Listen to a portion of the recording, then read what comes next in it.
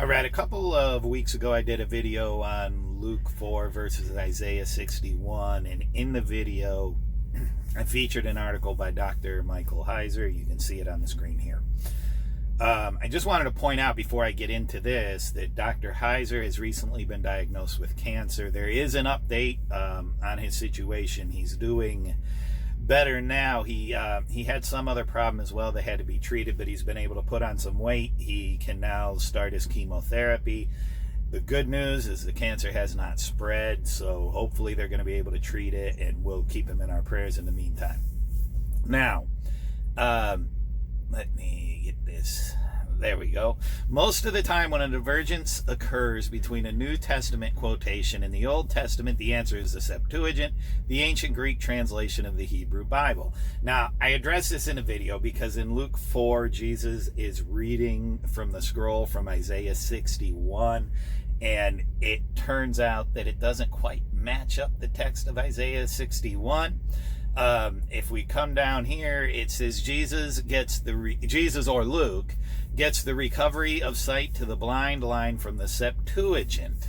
Okay, now this is an article that Dr. Michael Heiser wrote. I assume this was his viewpoint, and I believe in being generous to people. He has posted a video that gives an entirely different view on this. Now, it's possible that his view has changed over the years and this might no longer be his view. It's also possible that he holds to, hey, here's two possibilities. It could be this, could be that.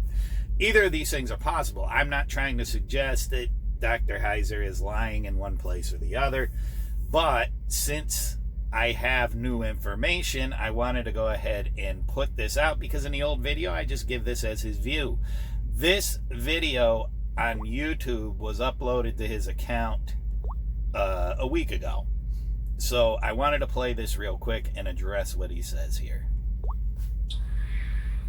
And what Jesus says in this sermon, even though he's quoting the Hebrew Bible, is going to be distasteful to some because, as we'll see, it's going to loop in the Gentiles. And it's not going to define, Jesus is not going to define certain terms the way his audience sort of expects them to be defined. Now, I'm quoting a little bit here from Hertig's article, which for the sake of this class, I gave you as optional reading.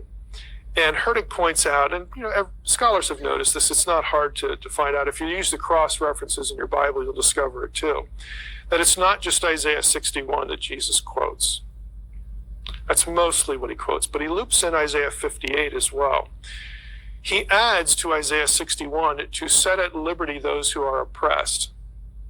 And it's right out of the Septuagint as well. So that you're not going to find in the Isaiah 61 passage. So what he does is he combines Isaiah 58, a little bit from that, a little bit from Isaiah 61, and he introduces these terms, again, in the quotation, the poor, the captive, the blind, and the oppressed.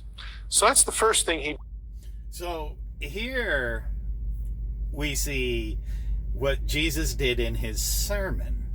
But the problem is it's not a sermon. Folks, you have to understand historically what's going on here. So the Jews on Shabbat at the synagogue, they read a portion from the Torah every week so that at the end of the year they've read the entire Torah.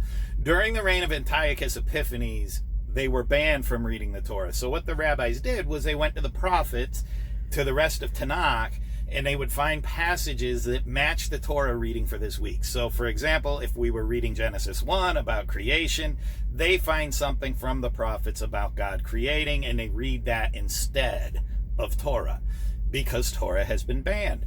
But what they continue to do after they are once again able to read Torah, there's perhaps a sentimental value saying, aha, we stuck it to you, we're going to continue to read this portion. So when Jesus goes to the synagogue on this week, it's his turn to read from the Torah, or the Haftarah. And so he reads this passage because it's the weekly reading. Now, if you'll notice in the book of Luke, he says, this day, this passage has been fulfilled in your presence. Well, what does he mean by that? 700 years ago, Isaiah wrote this passage, right?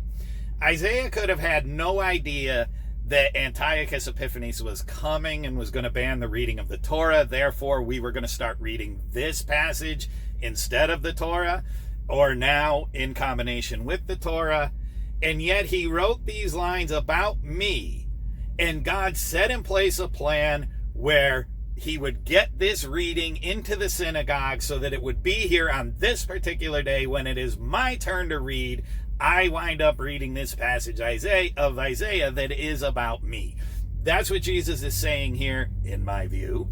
And it turns out that, again, the old view that Dr. Michael Heiser expresses in the article is a lot less problematic, because he's just saying, well, that's what it says in the Septuagint. So they had a scroll that matched the Septuagint. But what you see here is he goes, no, he went around Isaiah and pieced it together. And the people were shocked because they didn't like the way he read it, because it was offensive to them that God was including the Jews and the Gentiles.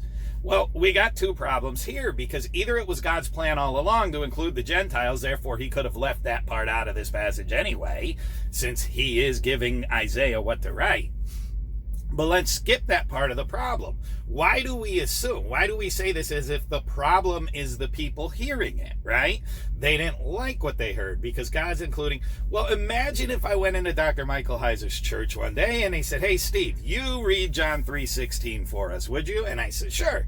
For God so loved the world that he sent John the Baptist to baptize for the forgiveness of sins, so that whoever believes in him will not perish but have everlasting life. I'm pretty sure I'm going to get shocked looks in his church. And I'm pretty sure it's going to be because they don't like what I said. But that doesn't make them wrong and me right. The fact of the matter is, I just changed what John said. And in so doing, I changed the theology that John is presenting. And that's what happens here if we go with this view, where Jesus went around the book of Isaiah harvesting passages, putting them together so that he could read it in a way that changes the meaning of the text, which is the argument that's being presented here. This, to me, is even more problematic than the Septuagint misquotation. But again, I'll put a link up there to the video I did on why the Septuagint argument is problematic. I just wanted to put this out here since this video had come out. I'm not trying to misrepresent Dr. Michael Heiser's views. This information just wasn't available to me at the time of the last video. I'm Steve Perry. This is Biblical Anarchy. Thank you for watching this video. If you enjoy it, give it a thumbs up, subscribe to the channel, share it on social media. Don't just sit there, do something.